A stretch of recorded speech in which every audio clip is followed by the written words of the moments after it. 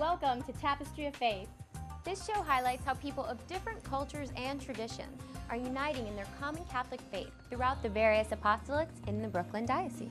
And today we're going to visit the Italian Apostolate, which is one of the original apostolates in our diocese.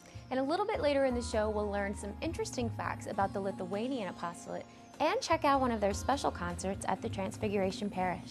But first, let's head on over to the Italian Apostolate. Officially known as Repubblica Italiana, or Italian Republic, Italy is the boot-shaped peninsula jutting out into the Mediterranean Sea, but also includes the islands of Sicily and Sardinia, among others. It is largely a mountainous country with flat plains in the Po River Valley. There are also several active volcanoes, such as Mount Etna and Mount Vesuvius. It culturally and socially developed during the days of ancient Rome, flourished during the Middle Ages and the Renaissance, but did not become a unified country until 1861. The nation became a fascist state in the 1920s. However, after World War II, a new democratic republic led the country to an economic revitalization. Of a total population of more than 58 million, 90% are Roman Catholics. While Rome is the capital city, the Vatican remains a separate state and home to the Pope. Italy has been vital in terms of Roman Catholic history, and generations of Italian immigrants have also been important in terms of the history of our diocese here in New York. So now, let's take a look at the Italian Apostolate.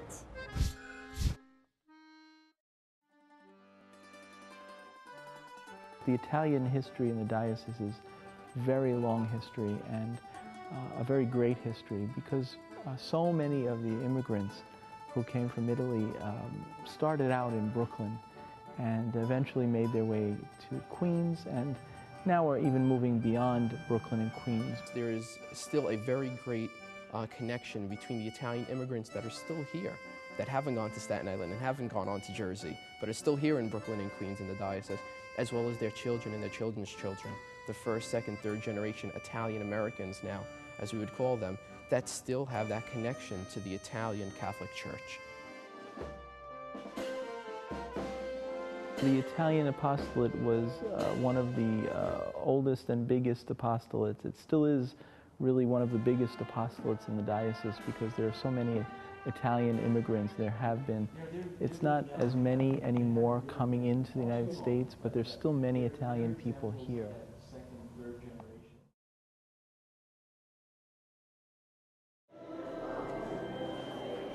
The Padre Pio Prayer Group has always been very supportive of me since day one, of my vocation and what I want to pursue in life, to become a priest.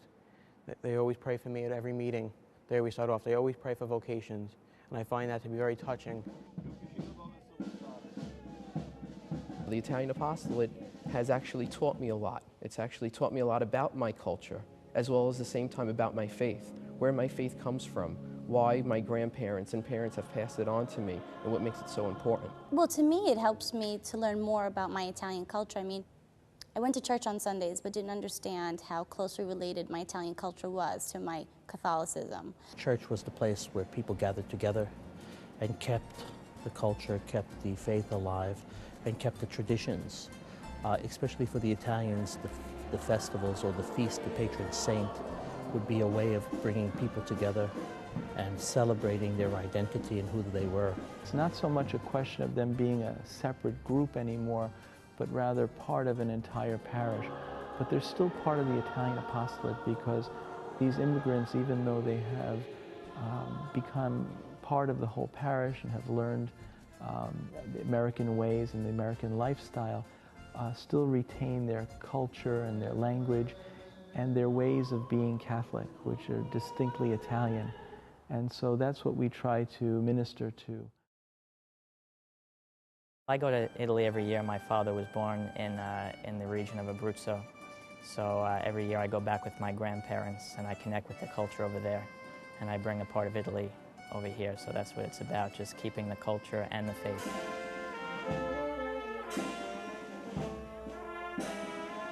Traditions are embedded in the life of the people.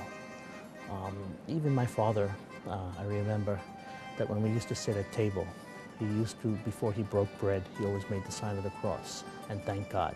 To be Italian is to be Catholic, for the most part. Obviously, not everyone is. But really, the Catholic identity and the Italian identity are interwoven. It's interwoven in our social experience, in our music, in our art, and most especially in just the way we socialize with each other.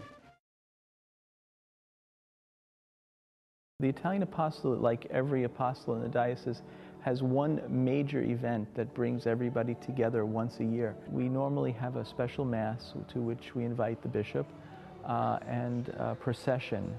Italians love processions, and so we have a procession out in the streets with a traditional Italian procession band that leads the way, and we carry the statue, usually of Padre Pio, who was very popular among the Italians, or sometimes a statue of Our Lady, and the people process singing and praying through the streets. Our parish, Sacred Hearts of Jesus and Mary, has a very big procession, both in September and on Good Friday.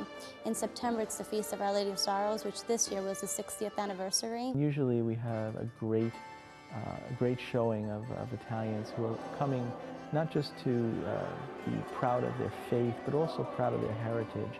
And it's a really important part of it. They bring their families, and generation after generation try to participate, and it's a great event, bringing people together.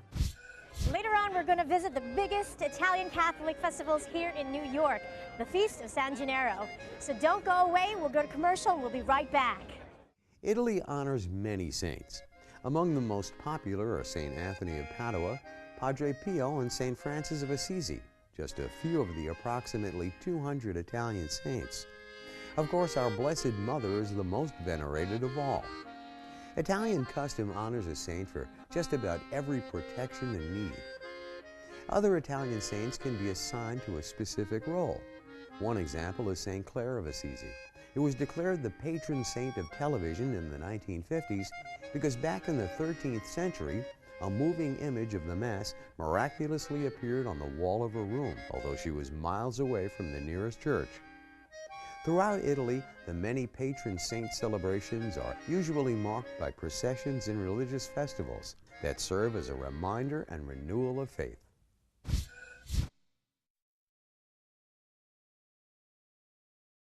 There are many Italian masses around the diocese. People will go to their own parish church where Mass is celebrated. For example, in my own parish, St. Margaret's, Mass is celebrated every Sunday in Italian, and so the Italians from this community come here, whereas Italians in other communities might go to their own parish where there will be Italian Mass. The Italians, when they come to celebrate the liturgy, it's something that's very familial. So it's very happy, very joyous, but very casual at the same time. It's something that they're very comfortable with. And so if you look as an outsider on this, or as someone from a different ethnicity, you may say, oh, it's chaotic. And the Italian women are singing songs in one pitch and they're singing in another, and the men are walking this way, the women are walking that way, things are going on all over the place. But the truth of the matter is because everyone is so comfortable in the church and at the Eucharist that they feel like they're home. They're at home with a friend, and that friend is really Christ. When I go to Mass on Sundays, I'm actually an Italian lector. So what that does for me is it shows me that I still have a connection with my culture by reading in the Italian language, and also through all of the Italian hymns. So it's a great balance of both my Catholicism as well as my culture through the language and the songs. They're still using, to a large extent, a lot of the prayers, and especially the hymns. That's mostly where you see it, that were used a long time ago in Italy. But these are the hymns and prayers that they know and that they love, and so that's why we continue to use them. And as much as we try to introduce new things to them, those are the things that tug at their heart. Each year, the 11 Days Feast of San Gennaro attracts more than 1 million visitors. It's regarded as a day of reconciliation and remembrance, as well as celebration of the Italian culture and heritage.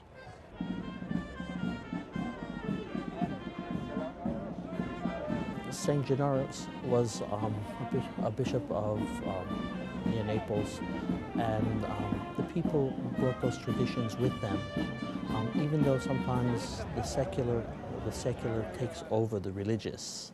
So I'm here with the owner of Lisa's Zeppelis. So Johnny, you've been around doing this festival for about 30 years. Exactly. More than 30 years. Right.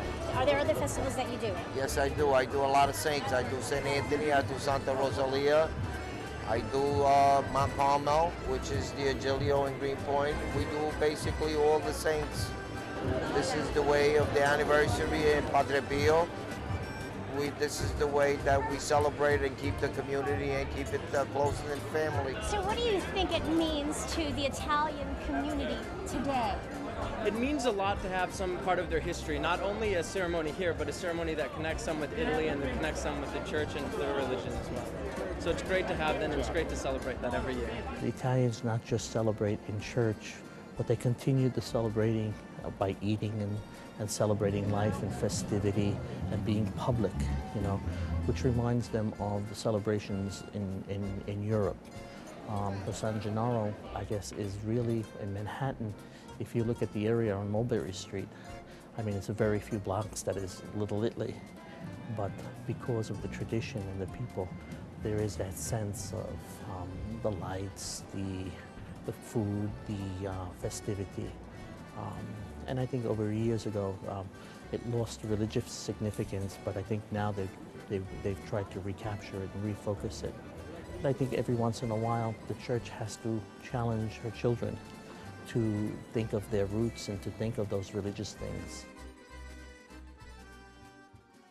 Being an Italian American and finding and understanding my cultural identity along with my faith, as well as ministering to the immigrants that still come today, I think is the real reason why the apostolates exist and why they need to continue to exist. Getting the young generation of both newly arrived immigrants as well as the next generations of American-born need to get involved to continue the apostolates as well. It's a good experience, and it helps everybody stay together and hold on to their identity, whether it be Italian or German or whatever, but just keep that identity of being Catholic is very important. So even though there may not be any new or relatively few Italian immigrants now, there's still a great need for the apostolate, and there's still a great need to minister to the families and to those who consider themselves Italian American because of their unique way of being Catholic. So I think the apostolate still has a lot of work to do. Welcome back. In our last segment, we learned about the Italian apostolate. What did you think about that group?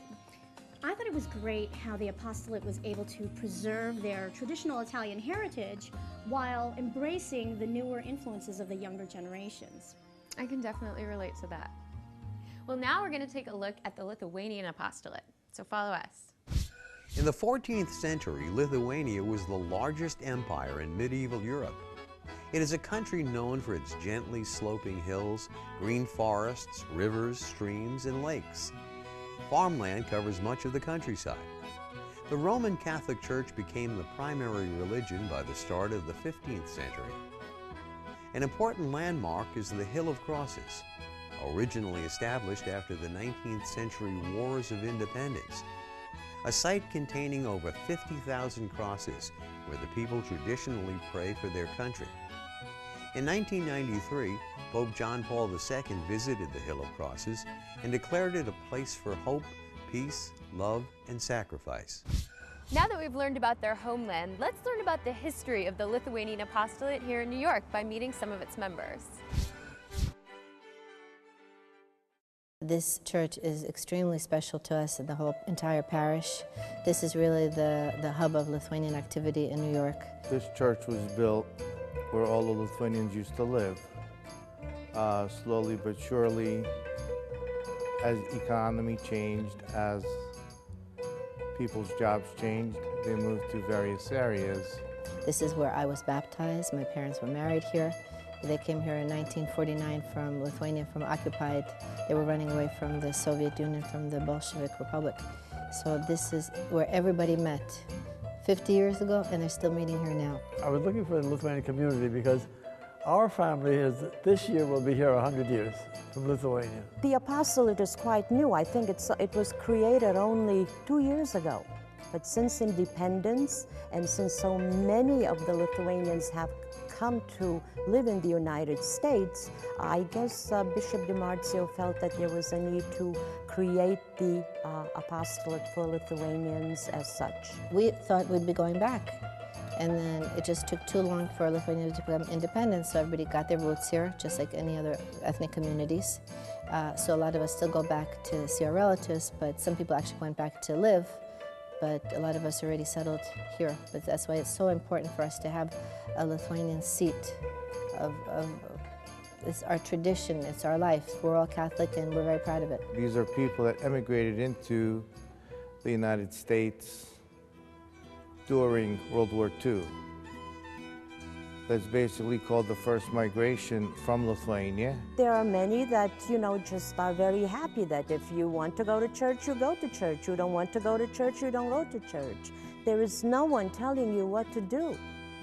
Freedom of religion, freedom of speech, freedom to do anything within the law, that is the birthright of people who come to the United States.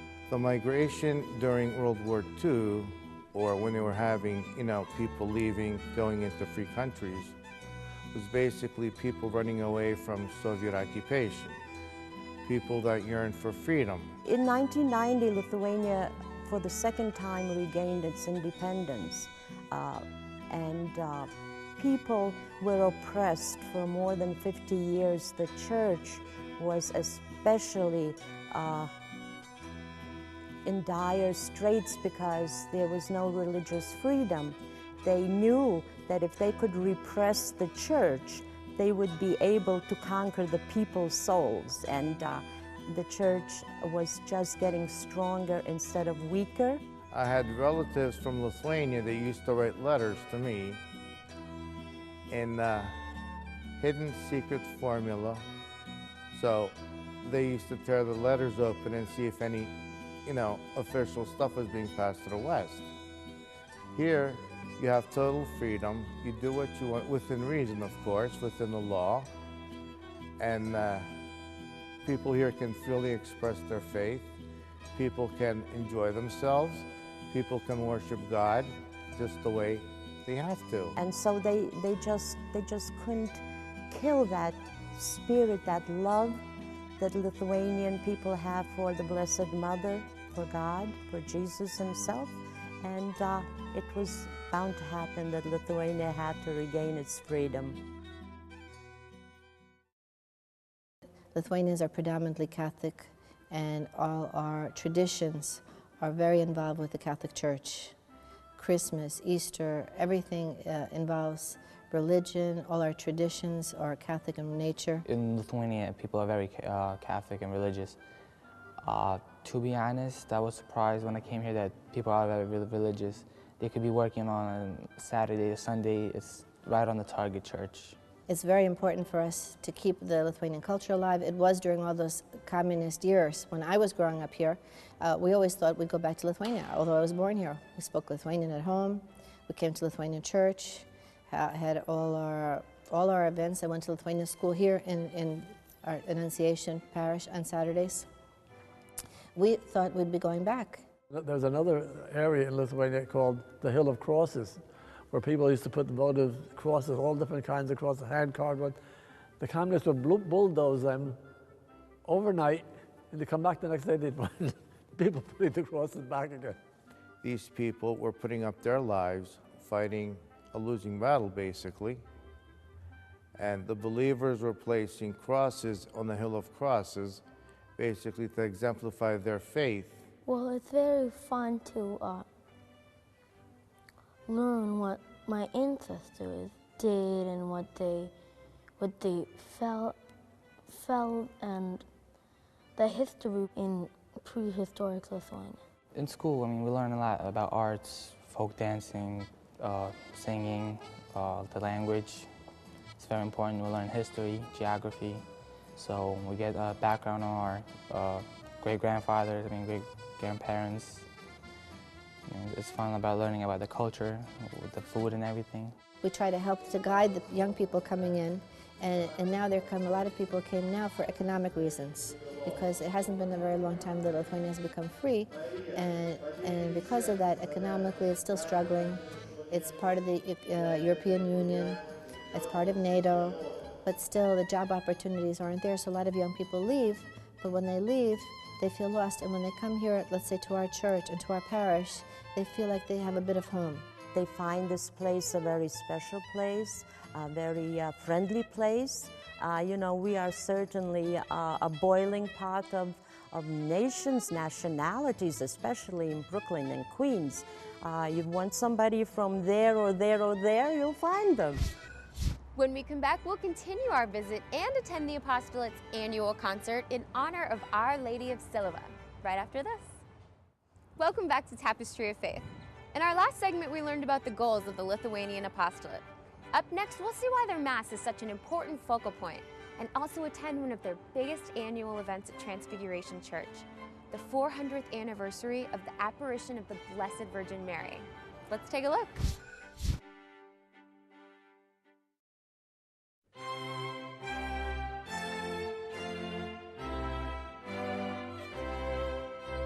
Every year on the feast of Our Lady of Shilova, they come from all over Lithuania. There's big processions coming into the town to pray and hear Mass. We have events like this one for Our Lady of Shilova, which is very popular in Lithuania. They just had a big celebration. The 400th anniversary of Our Lady of Shilova. It's known to be one of the earliest appearances of Our Lady in Europe. So there was a Calvinist catechist there, and the children ran to him and said, "There's this woman there crying, and we don't know what it's all about." And she disappeared. And he said, I want to see what's going on there. So he came down and he took a look, and Our Lady appeared again a second time. And they asked, "Why are you crying?" And she said, "Because my son at one time was worshipped here. In this spot, there was a church, was originally there, they knocked it down. People knew it was a real apparition of Our Lady." The church knew about it, but it was not known to the outside world. And even in Lithuania, during these communist years, people tried to go there, and the communists would try to block them from going. But what they would do is that they would just walk there, would go any way they could, but they were still going. In all the roadblocks and all the stumbling blocks that the communists put down, they never were able to suppress that feast. Now many of our parishioners from this church were in Shilova in Lithuania to celebrate this 400-year anniversary, and in fact they've been passing around pictures. So we're all very excited to see that, and we hope that we can all make the pilgrimage one day. It's very popular, and as you can see, there were quite a number of people here today, and we are very happy because everything turned out so nice, and we had a nice celebration.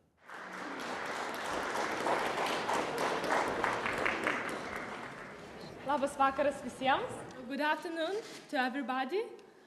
Our choir came from Radviliškis, a small city in Lithuania, North Lithuania. We are called choir from the Church of the Nativity of the Blessed Virgin Mary. It is a big pleasure for us to sing for you, to celebrate with you, and we will try to do our best and to make your evening and your time wonderful and beautiful.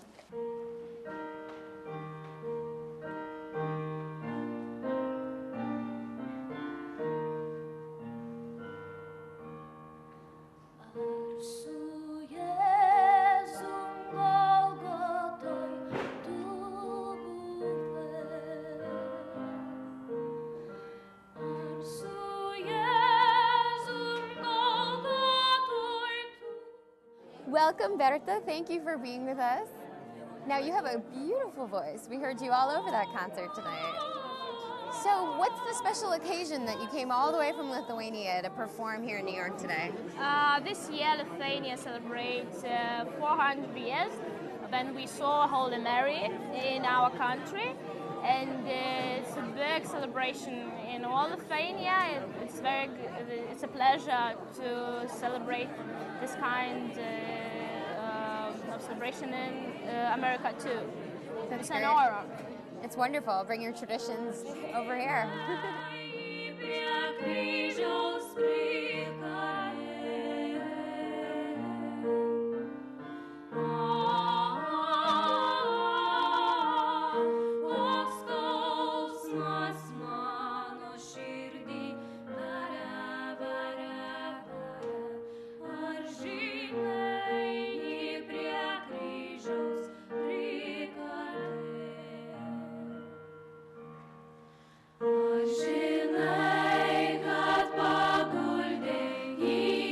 St. Augustine said, who was singing in a church in a liturgy, that praying twice.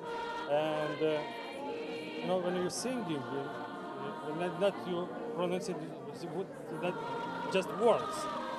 You can open your heart and like wind coming to you, spirit coming to you, and you're feeling, you know, you're feeling happy. You can understand what is going on in the church, and joy is coming to your heart.